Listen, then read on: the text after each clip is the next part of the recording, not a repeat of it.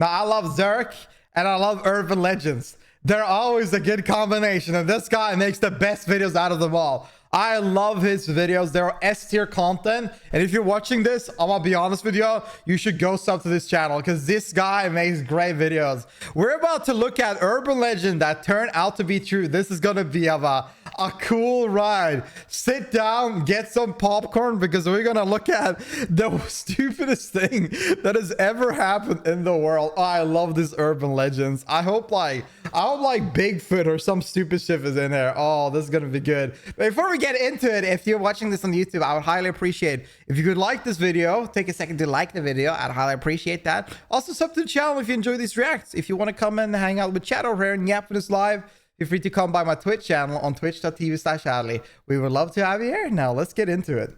Hello everybody. Hello. And welcome back to a brand new video. Hi. So the last one of these did absolutely crazy. Damn. Are you hiding the revenue, man? Where's the money? What money did you get? How much money? Come on, Zeark. I need food, man. Can you buy me something? Damn. Bro, look at a 702K. Yo. Yeah, I have no idea why. But seriously, this is a good thank video. you so much if you did watch and support that video. It means the world to me. And the fact that it's almost at like 700,000 views, I'm not sure what it's at when this goes up. Hello, this is Editing Zeark, just jumping in real quick. Hi, the Zeark. video just surpassed 1 million views. I remember when I made this, I was kind of stepping out of my bubble a little bit. I was really nervous about how it was going to perform. And I had so much fun making it that I was worried I wasn't going to be able to make another one. Luckily, I was optimistically proven wrong, and there's another one for you today. I just want to give my thanks to you guys because seriously, I wouldn't be doing this goofy little YouTube thing if you guys weren't watching. So sincerely, from the bottom of my heart, thank you guys so much. And yeah, let's go look at some creepy urban legends. Now, unfortunately, I'm going to have to drop some bad news on you. This video will be the final video in this series. I know it's only been 2 parts, but there are not a lot of urban legends out there that are actually true, that are somewhat interesting. I know in the thumbnail I have 3 different pictures of 3 different things, but in this video we're going to be going over probably like 6. Yeah, enough wasting your time. I hear ya, I hear ya. That is crazy. Is this the final one? Let's get into what you came here for, and let's look at some spooky Who is this guy? Urban legends. It's excited. So this first urban legend is called the Maine Hermit. Now, have you ever seen those stories of people living in other people's houses? You go downstairs one night. You mean a child? Looking for something to eat. All of a sudden, the peanut butter has a big... Yeah, did you do this? Chat? Chat? Is this you? hole in the center of it. You live alone and you're like, why would anyone do... I wouldn't do something like that. For decades, people who vacation in central Maine's North Pond area were puzzled by items that would go missing. Batteries and food from the cabinets, flashlights from camping tents. This became a huge rumor and a massive talking point within vacationers in the North Pond area of Maine, striking fear in the ones who camp there or just vacation in general. Unfortunately, the rumors were true. A weeder? For 27 years, Christopher Knight lived alone in the woods within that area. He kept tabs on the hikers. Bro, this guy is fucking like a grand wizard. Who's this dude? And other temporary residents of the grounds. When he was confronted by a game warden in 2013, Knight admitted that he was responsible for an average of around 40 robberies Why are a these year. Damn? So in 1986, at the age of 20, Knight actually left his home and drove to the North Pond area in central Maine. Without any plan or preparation, he decided to live in the forest. So Knight lived in a makeshift camp in the woods. I told you he's a wizard. He lives in the forest. Or North Pond. And his way of survival was stealing food, clothing, and other necessities from nearby cabins and campsites. He moved only at night and he took only what he needed. Because he was so careful and planned out his robberies so perfectly, he wasn't caught for nearly 3 decades. In April of 20... How the fuck do you not see that guy? This guy steals your stuff from you. How do you not figure that out? How? What? In April of 2013, he was caught by law enforcement while stealing food from a summer camp for disabled people. Come on, Knight. What an asshole. Come on, bro. That's messed up. Thing is, though, when he was captured, there was a mix of emotions within the community. A lot of people felt for him that he was just trying to provide for himself while living in the middle of the woods. And to no one's surprise, a lot of people were very angry over his burglaries.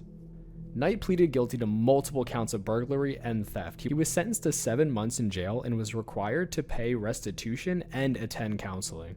There was also a book made after him called The Stranger in the Woods, The Extraordinary Story of the Last True Hermit by Michael Finkel. After he was released, Knight actually struggled with reintegrating into... I think this guy asshole. Like, I mean, who cares about him living in the woods or doing that? That's his choice. He's stealing food from disabled people. That seems sick. Society after such a long period of isolation. Give me some drugs for sale. Support from his family and mental health professionals. He got the wildest powder for real. Now, there is some talk online whether this guy is actually a hermit or he's just a career burglar who hid in the woods. It seems to be that there's a disconnect, that he wasn't really a hermit within the woods because he didn't build a farm, he didn't try to hunt for his own food, he would just go and steal other people's. So there was a story on Reddit from 3 years ago by Heart of Darkness. He said, one of my close friends had a summer cabin about 1,000 yards from this guy's camp. Growing up, she never wanted to be alone at the property because of how many times he'd broken into their cabin. The area is very remote. Think miles and miles of dirt roads through dense woods. And it's unsettling to think that someone was out there watching for decades.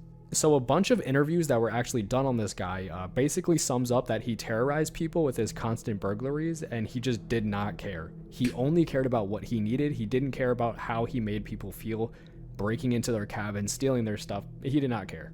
And yeah, let's move on. So he was an animal. He was just an animal. Urban legend in this video. The next urban legend in this video is the body under the bed? Vacationing couples, newlyweds, Disneyland guests, all have been the subject of an urban legend. Dude, I've heard about this. I have heard about this. I know of this one. This is fucked up. This one is fucked up, guys. Oh, I've heard about this hotel one. Occupants who fall asleep only to have y'all heard about this one? Up to an awful stench coming from... Oh, y'all are about to be a treat. This is true. I heard about this a while ago. This is a long time ago. Under the bed or inside the mattress. Closer inspection reveals that a dead body has been stashed away, presumably not anyone who has died of natural causes. Now, unfortunately, this has been confirmed multiple times over that this has actually occurred. This was in a hotel room, and they kept receiving multiple complaints after a long period of time that the rooms had a weird odor smell in it. And they changed the sheets and stuff like that, and it was fine. And then like at night, if you're laying there, you basically smell it because you're laying there. If you're standing in the room, you don't smell the odor. But if you're laying there for a while, you start smelling it. You know, whenever you're laying in bed and you're trying to sleep, you start to notice like small things. People notice the odor. And after a long period of time, somebody visiting checked what the fuck is, if there's anything under the bed. And there was a dead corpse there, molding. This is a true story. There's no bullshit. This is true. At least a dozen newspaper stories have detailed hotel rooms that have doubled as a body disposal site. While there's a lot of people that kill individuals and just hide them in hotel rooms. It was usually apparent right away. At least one couple slept on a mattress containing a body in Atlantic City in 1999. Cases in Colorado, Florida, and Virginia have also been reported. This is so fucked up. To go into a specific case, in 2010, guests at the Budget Lodge in Memphis under the bed. Before, it was like inside the bed, if you know what I mean. Like, it was, nobody checked. Nobody could, you had to take up the bed. You had to lift it up. Discovered they had been sleeping over the body of Sonny Millbrook, who at the time was a missing person. Fabric softener had been stuffed in the ceiling tiles to try and mask the smell. At least 3 other occupants. I'm under your bed? Why don't you, what the fuck are you sleeping under the bed? I have a big bed. Rented the room out since Millbrook's disappearance. Yup, that means 4 people in total slept with her body dead under the mattress, which is just crazy. So at the end of this story, a court eventually convicted Millbrook's boyfriend, Lakeith Moody, of the crime.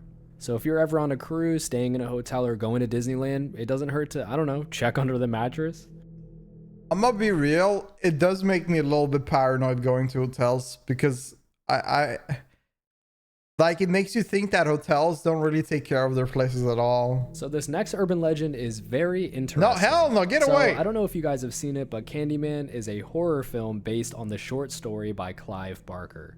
This movie I've to never me seen it. is honestly a masterpiece. Not only is it a great horror movie, it's just an amazing film in general. Oh, is the it? You should watch cinematography this, is chat. beautiful, the storytelling is superb, and Tony Todd absolutely killed it as Candyman in this film. So if you have not seen it, definitely go check it out. Do you want to watch so this? essentially, the urban legend that goes along with this film is that if you look in a mirror and I've you heard repeat the name Candyman, yeah. Candyman several times, You say it into the, it's like the whatever. There was like, this is basically something else. There's something else where you say something in front of a Bloody Mary, I think it is. I guess it's a Bloody Mary ripoff, basically. pop out. So in the If film, you say Bloody Mary in front of a mirror like 3 times, Bloody Mary will come visit you. So this is just like you say Candyman 3 times in the mirror. Just when comes this instead. urban legend is taking place and it is being repeated into the mirror several times, Candyman usually pops out of the medicine cabinet. In 1987, the Chicago Reaper published a story about Ruth McCoy, a woman living in a Chicago housing project. She made a frantic and terrified call to 911 insisting she was being attacked in her apartment. Responders eventually found her dead of gunshot wounds. Investigators actually determined that her murderers gained access to her unit by breaking through the connecting wall in the adjoining apartment. And as you can guess, they climbed through her medicine cabinet. What? The whole entire complex was built like that intentionally, so if there was ever a leak in a pipe or a pipe bursted, the plumbers could go and check it out with ease.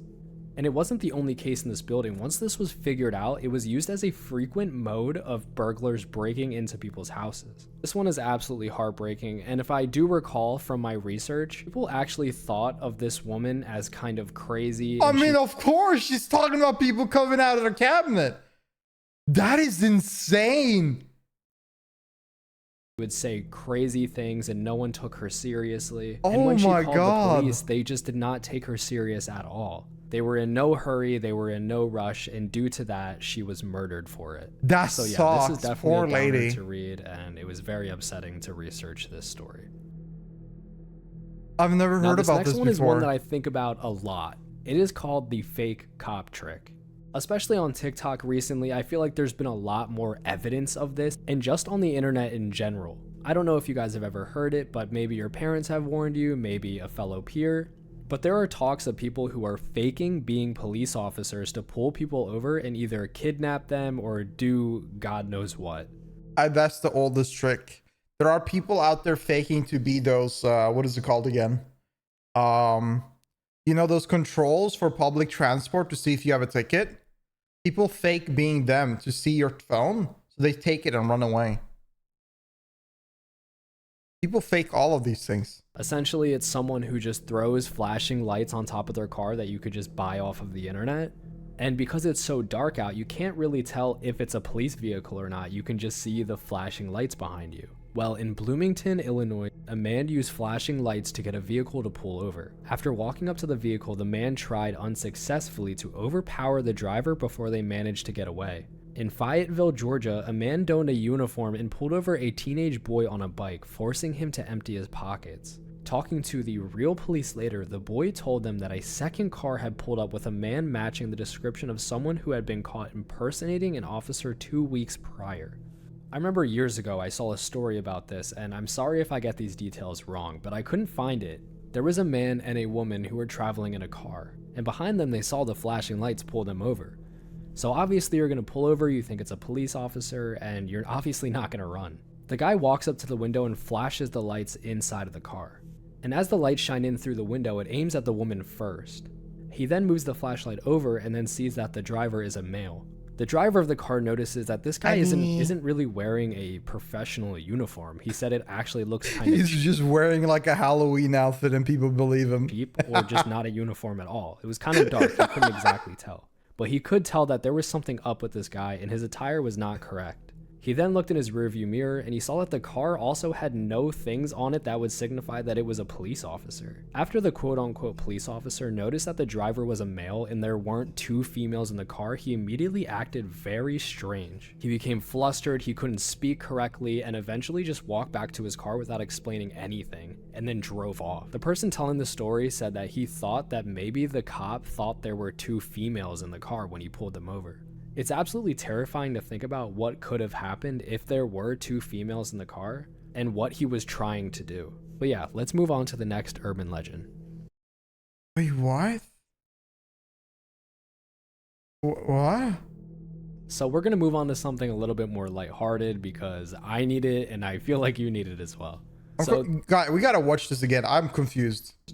he then moves the flashlight over and then sees that the driver is a male. The driver of the car notices that this guy isn't really wearing a professional uniform. He said it actually looks kind of cheap or just not a uniform at all. It was kind of dark. He couldn't exactly tell. But he could tell that there was something up with this guy and his attire was not correct.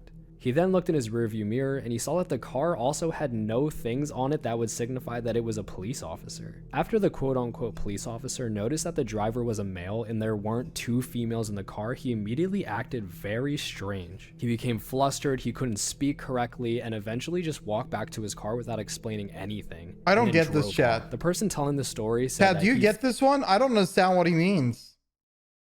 The police officer sees the fake police officers and sees him with two women and get flustered. Am I stupid? I don't get this one. Thought that maybe the cop thought there were two females in the car when he pulled them over. It's absolutely terrifying to think about what could have happened if there were two females in the car and what he was trying to do. But yeah, let's move on to the next urban legend. So we're going to move on to something a little. He probably wanted to rob or do something with the girls, but he got flustered when there was a man. But it sounds like he's talking about the real police officers. He's the fake police officers. Maybe, I don't know. A little bit more lighthearted because I need it and I feel like you need it as well. So this isn't a single urban legend, but you've probably heard at least one tale about alligators lurking in city sewers. And some of these legends claim that there were alligators living in the sewers of New York City, of all places. Well, this is far from fiction. There have been several real accounts of fully grown gators living in sewers, especially in the southern United States. In states like Florida, I mean, who would have guessed? Where alligators live in the wild, alligators everywhere in Florida. Everywhere you look in Florida, storms and flooding it's just a Florida can wash full-size gators Look at that into good boy. the sewer system. And what's crazier is that police officers actually did pull a 2-foot-long baby gator from the New York City sewer in 2010. Swamp puppies, gator colonies are a myth when it comes to New York City. There were some talks that there were full-blown like colonies of gators living in the sewers of New York City. According to science, a full-grown gator could not survive a New York City winter, so there's no colonies of alligators living in the sewers of New York City. As cool as that kind of sounds and terrifying as well, overall, it's just a goofy little one, and who knows, maybe when you're roaming around in the sewers like the kids from It, you could run across an alligator and befriend it. Bro, these kids are dumb. Why would you go in the sewers? This next urban legend is called Le Loyen. So this one's really cool because we get a timeline of it and we can actually see when this urban legend became in Vegas. We have homeless people living in the street. I've seen that. So the people of Switzerland really sad. began telling stories about a mysterious figure who walked through the, please correct me if I say this wrong, Malise Forest, wearing camouflage and a gas mask. Now for 10 years, there was no evidence that this figure actually existed. There were just a few eyewitness accounts in the newspapers. He was almost like a Bigfoot-esque cryptid. There was no evidence of it, but everyone says they see him walking around in the woods. According to those accounts, he didn't show any signs of being dangerous or malicious, but he was definitely creepy to look at. I mean, you're in the woods, you see a guy walking around with camouflage and a gas mask, yeah, that would probably freak you out.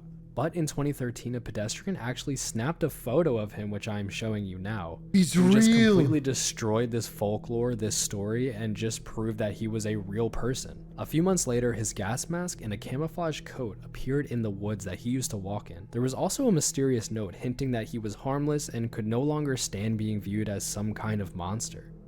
There were rumors that this was actually his suicide note, that he took his own life.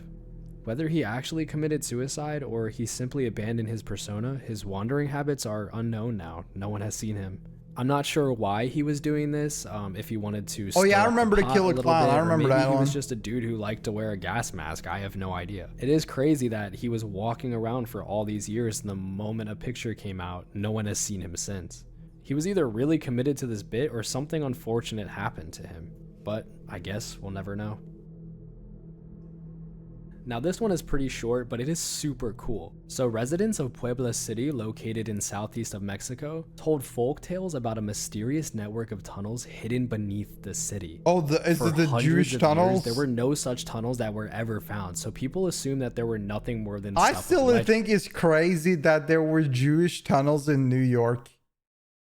Why do we not talk about that still? Like, that shit was crazy. Y'all remember that? That shit, I'm still surprised that was real. It's the wildest thing ever. But then in 2015, a construction crew actually discovered a very real tunnel beneath the city. Crews began excavating the site and eventually discovered around 6 miles of tunnels snaking under Puebla's streets. Damn. The tunnels were actually believed to have been constructed from the 16th century all the way through the 19th century. And they have now been opened as a tourist attraction. Could you imagine this whole entire time you're talking about these tunnels underneath the city? Nobody believes you. It's just this crazy tale. And now it has turned into a tourist attraction. This one is absolutely mind-blowing. And the fact that it took all these years to discover that there were these hidden tunnels underneath the city. Imagine all the other mysteries out there in the world. Just wrap your head around how many things on this planet we haven't discovered yet. There's so many hidden nooks and crannies. But yeah, that was just a little short one, and let's move on to the final urban legend in this video.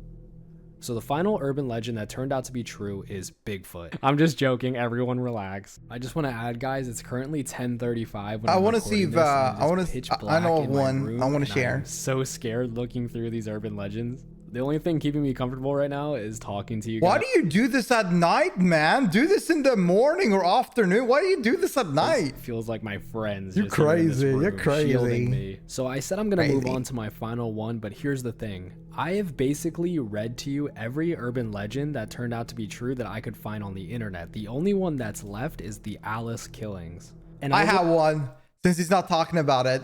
You know, it's funny. You know, the United States have had some crazy stuff they've done in the military during a lot of wars, and definitely during World War II and Vietnamese War and stuff like that.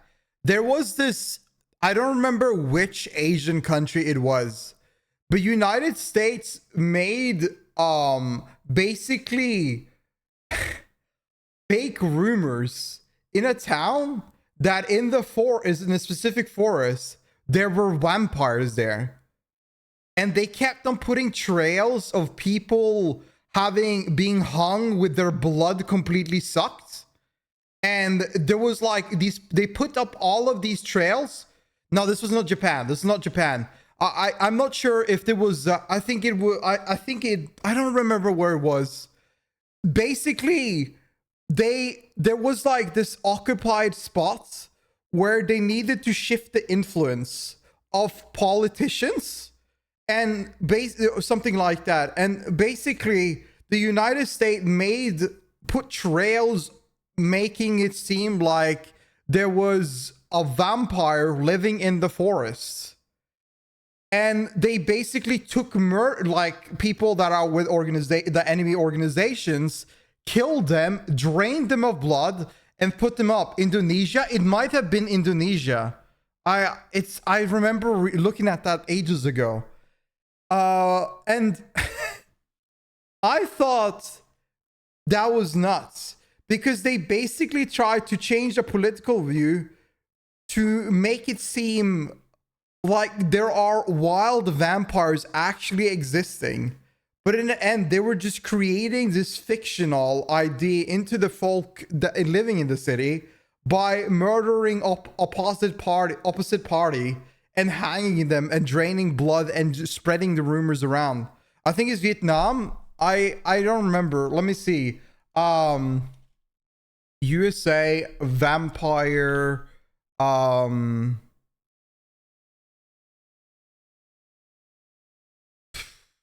What is called? I don't remember what it's called. It's been so long.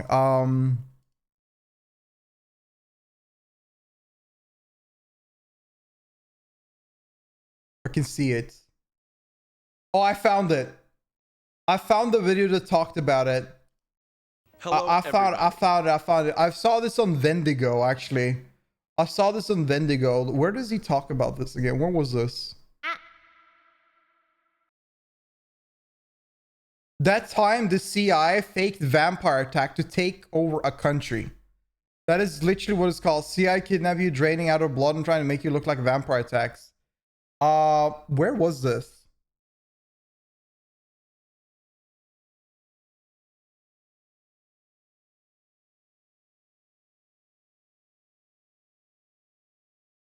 This was in the Philippines. This happened in the Philippines. The CIA made it seem like there were vampires killing people in the Philippines. This was all political reasoning as well. Isn't that crazy? So some like funny urban legends and rumors are actually just politicians, different country politicians trying to create ideas to the people like that are inhabitants. I wouldn't even really say that this is an urban legend come true because there are just a little bit too much of a difference between the two stories. So the story of the Alice killings is one of Japan's most famous urban legends. The legend revolves around a series of killings that supposedly occurred between 1999 and 2005. The victims had no relationship to one another, and the killings seem unrelated. I don't know who you are, but I just joined because I'm almost getting recommended VTubers. Hey, welcome! Hope you're doing good. Welcome. By each body with the word Alice written in the victim's blood. But there is no evidence, however, that these killings ever took place at all. And the only truth that's connecting these is that there was a serial killer who identified his murders with playing cards, but he also operated in Spain and not in Japan. His name was Alfredo Galán. Damn. He was 26, which is, wow, that is so young to be doing things like this and throwing your life away. He was convicted of 6 murders and 3 attempted murders in shooting attacks around Madrid in 2003. His killing spree lasted from January until March before he turned himself into the police in July that year. He was given the name Playing Card Killer by the Spanish press. Basically, his reasoning for killing all these people was to know what it felt like to kill. And he was sentenced to 142 years in prison, so it's safe to say he's not getting out anytime soon. And yeah, that brings us to the ending of this video and the ending of this series. No! Maybe it's very unlikely that some other legends will come out over the course of a couple months. Is that it's definitely not going to happen, but if that does happen to happen, there will be another video. But until then, I have no more urban legends to tell you guys. And while looking this stuff up on Reddit, I love these. These are fun stories about urban legends, but these are not technically proven to be true because they are personal stories. There are no articles linking to them, so I don't feel right putting them in the video. Killing, once you know what's the reason for the other killings then? There's no reason. He's just psychotic. He's just very dumb and psychotic. That's pretty much it. There's no like, this is just a there's no reason.